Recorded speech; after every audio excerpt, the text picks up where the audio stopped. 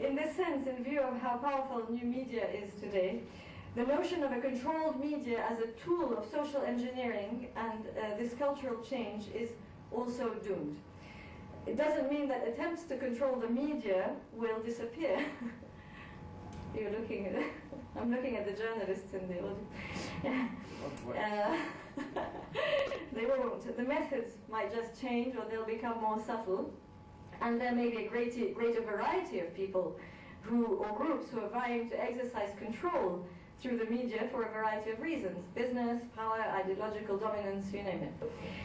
So the question becomes more not how to control quality, which is difficult now with the advent of new media, or the control of content, which is impossible, but how to channel and develop cultural expression in a constructive way in the midst of this current proliferation of media, and really make the most of this new media proliferation to benefit cultural development and also fill the gaps, because where we don't fill the gaps, or where culture doesn't fill the gaps, other maybe less desirable things will.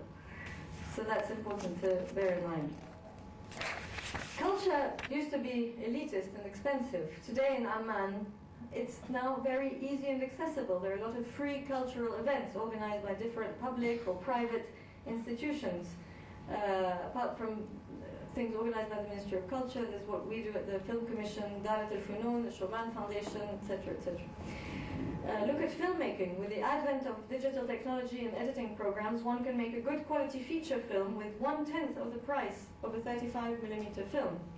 That's encouraging because it reduces somewhat the dilemma of whether culture, especially in film for instance, is too expensive. I would argue that culture is not nice to have, it is a need to have. Its contribution to individual pride, to happiness, the strength of identity is irreplaceable. Let's not forget also that culture is a powerful driving force for a community as well as for its economic development. Participatory arts and cultural expression contribute to build a healthier, more engaged and sustainable society, provides outlets for employment. And we all know, as it is a fact, that healthy and growing economies happen in places where arts and culture thrive and flourish. But culture is still not integrated in our daily lives, and as we were saying, it isn't quite as accessible outside of Amman.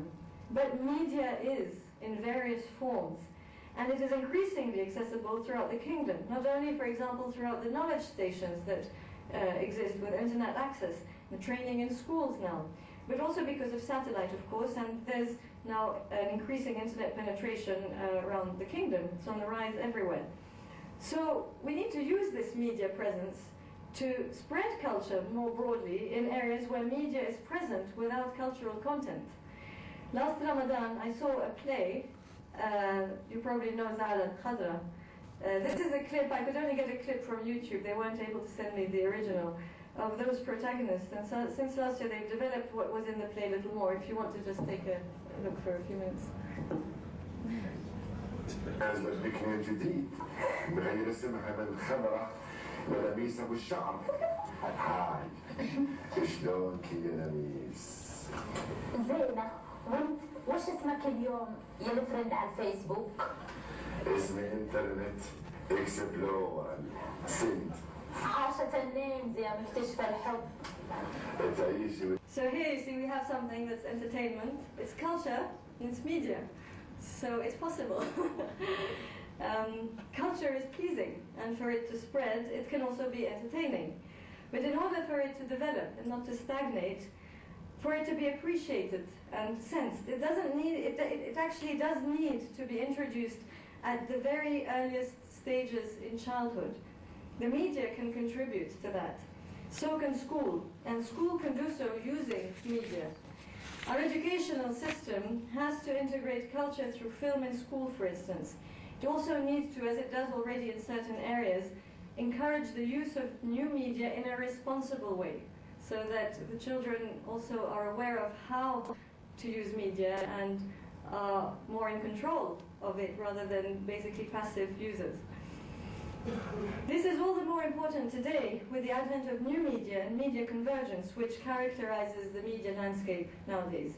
Media convergence allows content to flow across multiple platforms, for example video and audio, but also a written page or a still picture, on your computer screen. And with this new media support, one can look for culture anywhere to find a story, an experience, or a form of entertainment that one enjoys.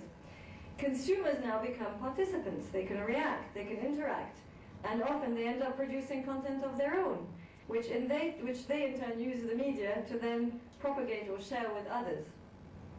This, of course, has a huge impact on culture, since culture is no longer diffused by a limited group of people who set the rules and assess its relevance or its quality, in other words, who literally filter the culture to the masses.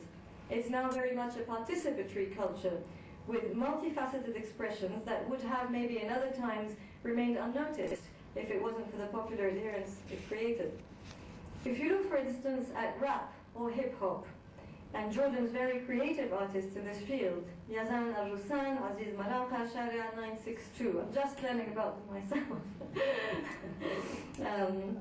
But I know at the Film Commission and through a lot of other works we've been doing things with them. Art critics and the media have been, in a way, compelled to follow the trend. They didn't initiate it, they echoed it. Just take a look at this for 1 minute. We are in a very blessed country. With us, you have given us very valuable.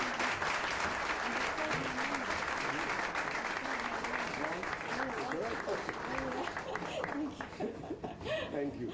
And I also want to, since we're talking about media, these are music collections of our own organization. Whenever we do our annual meetings, His Excellency presided over one of our events, which is in this. And this, of course, is the famous conductor, Talal Abu-Ghazaleh. Wow! No, really. I was just introducing Gerard Montier, the great music director. Thank you so and this much. Is media. Very nice. And this is intellectual property. We have not spoken today. This is our dictionary, my dictionary on intellectual property. It's the only book on language and intellectual property in Arabic. Excellent. And we must one day probably talk about Definitely. 2 copies, one for Sidi Ali. Well, can I put one in the library? Yes. Yeah, we'll send 5 copies. We'll have 5 tomorrow. But this is also on information technology. Excellent. This is a new just come out in the Dictionary on Information Technology, which also is part of the media transmission. I want to thank Your Excellencies, Mr. Ambassador, Excellencies, Ministers, and distinguished guests, dear students.